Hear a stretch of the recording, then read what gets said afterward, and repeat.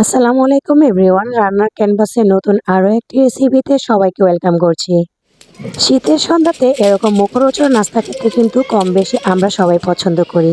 আজকে সেই আয়োজনে আপনাদের সাথে খুব সহজভাবে একটি নাস্তা রেসিপি শেয়ার করছি। চলুন তাহলে শুরু করি।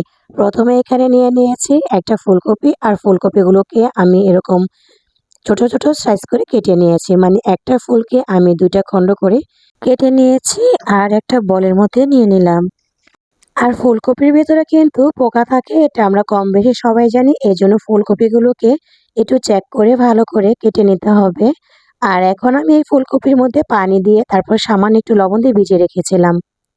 এতে করে যদি ভুলবশত কোনো পোকা থাকে সেগুলো কিন্তু লবণ দেওয়ার কারণে কিন্তু উঠে আসবে। আর এখন আমি চুলা একটা হাঁড়িতে পানি ফুটিয়ে নিয়েছি। এখন ফুটন্ত পানির মধ্যে দিয়ে দিয়েছি ফুলকপি। তারপর আমি 1 টেবিল চামচ লবণ দিয়েছি, এতে করে ফুলকপির ভিতরে লবণটা যাবে আর ফুলকপিটা খেতে ভালো লাগবে। এখন ঘড়ি ধরে ঠিক 5 মিনিটের মতো আমি এগুলোকে ভাপ দিয়ে নিয়েছি। এখন আমি এই ফুলকপিগুলোকে ছেঁকে নিচ্ছি পানি থেকে।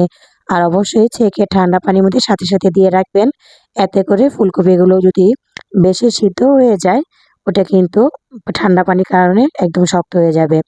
তো এখন আমরা একটা মিশ্রণ বানিয়ে নিব। এখানে আমি দিয়ে দিয়েছি 1/2 কাপ পরিমাণ বেসন, তারপর দিয়ে দিয়েছি 1/3 কাপ পরিমাণ চালের গুঁড়া, আর দিয়ে দিচ্ছি 1 টেবিল চামচ পরিমাণ মরিচের গুঁড়া, 1/2 টেবিল চামচ পরিমাণ হলুদের গুঁড়া, 1/2 টেবিল চামচ পরিমাণ ধনিয়া গুঁড়া, আর দিয়েছি 1 টেবিল চামচ পরিমাণ লবণ।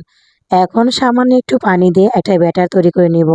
একটু একটু করে পানি দিচ্ছি আর একটু একটু করে আমি নাড়াচাড়া দিয়ে মিশিয়ে নিচ্ছি। আমি এখানে একটা ঘন ব্যাটার তৈরি করব, যাতে ফুলকপিগুলো কোট করলে সুন্দর মতো ব্যাটারের মধ্যে ডুবে থাকে। তো আমি আপনাদেরকে দেখিয়ে দিচ্ছি, এইভাবে আমি ফুলকপিগুলোকে কোট করে নিচ্ছি ব্যাটারটার মধ্যে। তো এইভাবে করে আমি সকল ফুলকপি ভেজে নেব। চুলায় আমি আগে থেকে একটা কড়াইতে তেল গরম করতে বসিয়ে দিয়েছি। তেলটা যখন পর্যাপ্ত পরিমাণ গরম হয়েছে, আমি এরকম ফুলকপিগুলোকে বেসনের মধ্যে কোট করে তারপর আমি এখানে দিয়ে দিচ্ছি।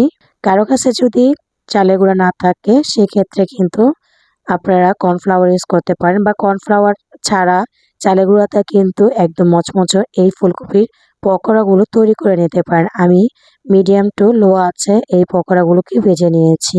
অতিরিক্ত হাই হিটে দেওয়া যাবে না, তাহলে কিন্তু ওপরে কালার আসবে, ভিতরটা কিন্তু একদমই কাঁচা থাকবে। আর চালের গুঁড়া দেওয়ার কারণে এটা কিন্তু খুব মুচমুচে হয়েছে।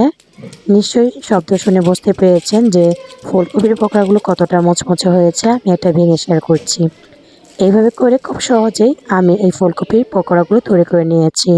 এই শীতের সন্ধ্যায় কিন্তু এই নাস্তাগুলো খেতে মন্দ লাগে না। আশা করছি আজকের রেসিপি আপনাদের কাছে ভালো লেগেছে। যদি আজকের রেসিপিটা ভালো লাগে, ভিডিওতে লাইক দিয়ে চ্যানেলটি সাবস্ক্রাইব করার অনুরোধ জানাচ্ছি। আজকের মতো এখানে বিদায় নিয়ে নিলাম। আল্লাহ হাফেজ। আসসালামু আলাইকুম।